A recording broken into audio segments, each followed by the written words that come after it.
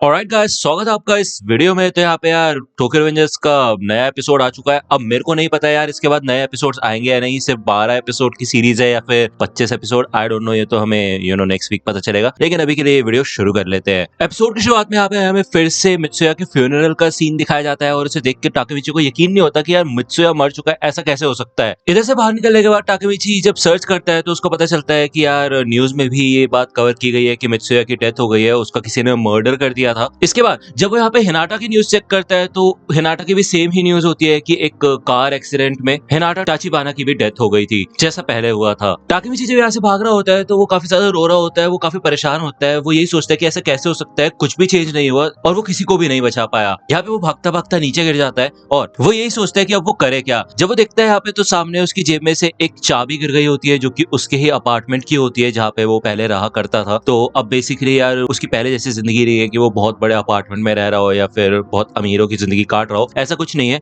वो फिर से अब अपनी नॉर्मल जिंदगी पे आ चुका होता है इस टाइमलाइन में। जब वो यहाँ पे अपने अपार्टमेंट के अंदर आता है तो वो पहचान जाता है कि ये उसका ही घर है और इसमें कोई शक नहीं है। यहाँ पे वो खिड़की वगैरह ओपन करता है और वो देखता है कि टेबल पे इधर वही फोटोग्राफ रखी होती है जो कि टाकेमिची ने लास्ट बार क्लिक की थी, एक ग्रुप फोटो। तभी यहाँ पे नाओटो आता है और वो कहता है कि मैं हर जगह तुम्हें ढूंढ रहा था, मेरी मेमोरीज फिर से चेंज हो गई है और मुझे लग ही रहा था कि तुम यहाँ पे वापस आओगे ही। इधर टाकेमिची नाओटो से पूछता है कि यार ये चल क्या रहा है सब। तो नाओटो टाकेमिची से कहता है कि देखो टाकेमिची, आज तक तुमने कई बार टाइम ट्रेवल किया है मेरी बहन को बचाने के लिए, लेकिन मैं तुम्हें एक बात बताऊं, ये वाली टाइमलाइन सबसे ज्यादा बेकार है। मेरी बहन को तो नहीं बचा पाए हम, लेकिन साथ ही साथ टोक्यो मांजी गैंग के जो सारे बड़े बड़े मेंबर्स थे उनका भी मर्डर हो चुका है। तो टाकेमिची कहते क्या? तो यहाँ पे नाओटो बताता है कि चिफुयो मात्सुनो को गोली मार दी, हकाई शिबा जल के मर गया, मित्सुया को भी मार डाला, ड्राकन को भी चाकू से मार दिया और गैंग के जो बाकी मेंबर्स थे उनका भी मर्डर कर दिया गया है। यहाँ तक कि किसकी का भी मर्डर हो चुका है। तो टाकेमिची सोचते क्या ये सबके सब मर गए और माइकी का क्या माइकी का भी मर्डर हो चुका है? तो नाओटो कहता है कि देखो टाकेमिची, अब इसके लिए अपने आप को तैयार करना। अभी इस समय इन मर्डर्स के पीछे जिस इंसान का हाथ है वो यही है, मांजिरो सानो यानी कि माइकी। तो टाकेमिची काफी कंफ्यूजन होती है और वो कहते हैं कि ये क्या सब घटिया सा मजाक कर रहे हो तुम, ऐसा हो ही नहीं सकता, माइकी का भी इन लोगों को नहीं मारेगा। नाओटो यही कहता है कि मेरे को भी सच जानना है, इसलिए मैं माइकी से खुद जाके बात करना चाहता हूँ और ये काम सिर्फ तुम ही कर सकते हो। भले ही तुम टोक्यो मांजी गैंग का एक हिस्सा हुआ करते थे, लेकिन अभी तक सिर्फ तुम्हारा ही मर्डर नहीं हुआ है, तुम ही बचे हो। टाकेमिची यहाँ पे यही सोचता है कि जिस माइकी को मैं जानता हूँ वो तो कभी भी इन लोगों को नहीं मारेगा। टाकेमिची यहाँ पे नाओटो से पूछता है कि क्या तुम्हें सच में कंफर्मेशन है कि माइकी ने इन सबको मारा है? तो नाओटो कहता है कि अच्छा एक बात बताओ, जब तुम पिछली बार टाइम ट्रेवल करके गए थे तो तुमने कुछ ऐसा किया था जो तुम्हें याद हो, जिससे ये सब कुछ चेंज हो गया हो, या फिर तुम्हें कुछ ऐसा पता चला हो माइकी के बारे में जिससे उसने ऐसा कुछ किया हो? देखो जो भी तुमने पास्ट में किया है उससे इस टाइमलाइन में काफी बड़े चेंजेस आ गए हैं। तो टाकेमिची कहता है क्या जो भी मैंने किया है? तो मतलब तुम क्या कहना चाहते हो मैंने सब कुछ बर्बाद कर दिया है? वहां पे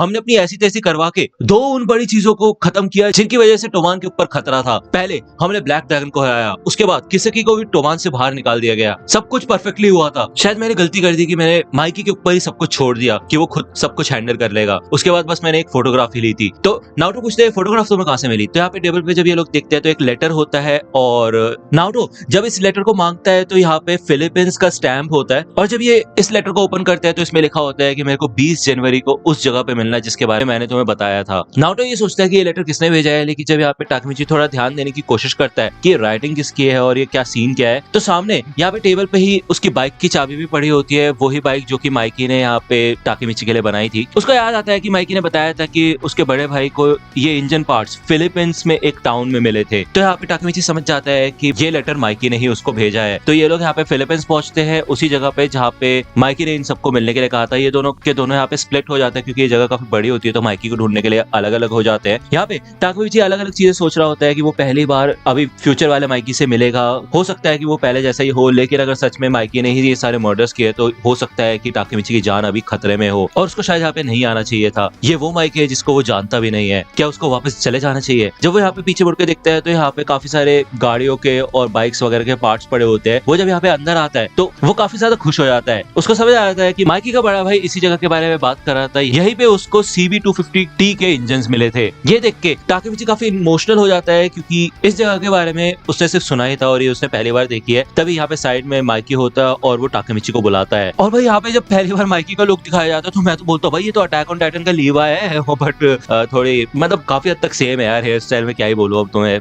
क्या ही बोलूं। यहाँ पे टाकेमिची मन में कहता है कि जब मैंने पहली बार माइकी को देखा तो मुझे उसकी आंखों में देख के समझ आ गया था कि ये तो बिल्कुल पहले वाला ही माइकी है, इसमें कुछ भी चेंज नहीं हुआ है। तो यहाँ पे टाकेमिची थोड़ा इमोशनल हो जाता है, वो रोने लग जाता है। तो माइकी यही कहता है कि अच्छा अभी भी छोटे बच्चे की तरह रोते हो तुम। माइकी बताता है कि जब मैं यहाँ पे आया तभी मेरे बड़े भाई की मेमोरीज सारी की सारी मेरे दिमाग में आने लग गई और मेरे को काफी अलग फील हुआ। मुझे अपने बचपन के दिन याद आए जब मेरा दोस्त पर आया, मैं उनके साथ हंसा, उनके साथ रोया और कैसे टोमान धीरे धीरे करके आगे बढ़ा। यहाँ पे टाकेमिची जब माइकी की ये सारी बातें सुनता है तो उसको काफी अच्छा फील होता है। उसको पूरा यकीन होता है कि यार ये वो माइकी नहीं हो सकता जिसने बाकी सबको मारा होगा, ऐसा हो ही नहीं सकता। मतलब टोमान का लीडर माइकी कभी किसी को ऐसे फालतू में नहीं मारेगा। लेकिन तभी यहाँ पे माइकी कहता है कि टोमान बदल गया। टाकेमिची तुमने टोमान को क्यों छोड़ दिया था? मैं चाहता था कि तुम मेरे साथ ही रहो। मैं चाहता था कि जैसा मेरा बड़ा भाई मेरे को डांटा करता था वैसे तुम डांटो और मुझे सही रास्ते पे लाओ। मैं जब तक अपने आप को संभाल सकता था मैंने संभाला, लेकिन ज्यादा समय तक नहीं, जिसके बाद मेरा अपने आप से कंट्रोल खो गया। जब मैंने तुम्हें टोमान को छोड़ के जाने से रोका था तब ड्राकन ने मेरे को बोला था। तो यहाँ पे मैं पहले का सीन दिखाया जाता है जब इधर ड्राकन माइकी को यही कहता है कि प्लीज ऐसा मत करो। तो यहाँ पे साइड से मित्सुया भी आता है और वो कहता है कि मैं भी ड्राकन के साथ ही हूँ, क्योंकि अब जिस रास्ते पे टोमान जा रहा है टाकेमिची उसके लायक नहीं है। तो यहाँ पे ड्राकन और मित्सुया दोनों के दोनों नीचे बैठ जाते हैं, क्योंकि माइकी को लग रहा होता है ये दोनों उसको फोर्स कर रहे हैं, फिर उसको ऑर्डर देने की कोशिश कर रहे हैं, इस वजह से नीचे बैठ जाते हैं। ड्राकन यही कहता है कि जो रास्ता तुमने चुना है वो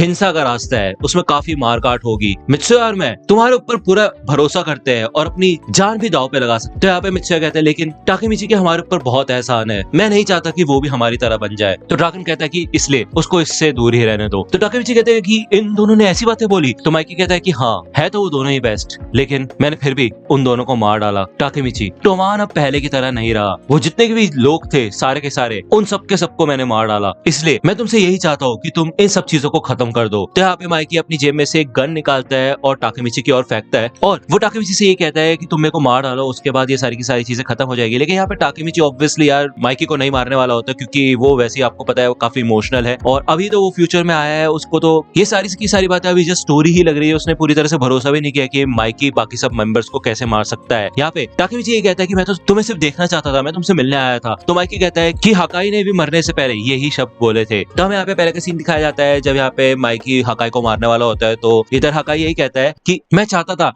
कि हम आखिरी बार एक साथ मिलके टाकेमिची से मिलते। माइकी कहता है कि एक सपने को पूरा करना काफी मुश्किल होता है, मुझे पता भी नहीं चला कि चीजें ऐसी कैसे हो गई। जब मैंने पहली बार किसी की जान ली थी तब मेरे को कुछ भी फील नहीं हुआ। उसके बाद मेरे को ये समझ आया कि फिर चाहे लाइफ में कितनी भी प्रॉब्लम्स हो, हम लोगों को मार के वो सारी प्रॉब्लम सॉल्व कर सकते हैं। तो मैंने सोचा कि अगर कोई भी मेरे रास्ते में आएगा तो बस मैं उसको जान से मार सकता हूँ। तो यहाँ पे ये सुन के भाई टाकेमिची को काफी गुस्सा आता है और वो माइकी के पास आता है और वो कहता है तुम बिल्कुल भी बदले नहीं हो, तुम बिल्कुल पहले की तरह हो, समझे, कुछ भी चेंज नहीं हुआ है, तुम अभी भी चीजें ठीक कर सकते हो। तो यहाँ पे माइकी उसको रोकने की कोशिश कर रहा होता है, वो कहता है चुप हो जाओ, बस ऐसा मत करो। तो टाकेमिची यहाँ पे काफी फोर्स करता है माइकी को और भाई माइकी यहाँ पे टाकेमिची को उठाता है, नीचे पटकता है और गन निकाल के भाई टाकेमिची के सर पे रख देता है। वो कहता है तुम क्या हो, तुम्हें समझ नहीं आता। तो यहाँ पे टाकेमिची इधर माइकी को देख रहा होता है और जब यहाँ पे माइकी टाकेमिची की आंखों में देखता है तो उसको चिफुयु का सीन याद आता है। हमें पहले का सीन फिर से दिखाया जाता है और वो इधर चिफुयु को गोली मारने वाला होता है। तो उससे ये पूछता है कि क्या तुम्हारे कोई आखिरी शब्द है। तो चिफुयु यहाँ पे यही कहता है कि तुम्हें याद है टाकेमिची हानागाकी, माइकी कभी ना कभी वो तुम्हें ढूंढता हुआ आएगा और जब वो तुम्हें ढूंढ लेगा वो बिल्कुल पहले की तरह होगा जैसे वो हुआ करता था,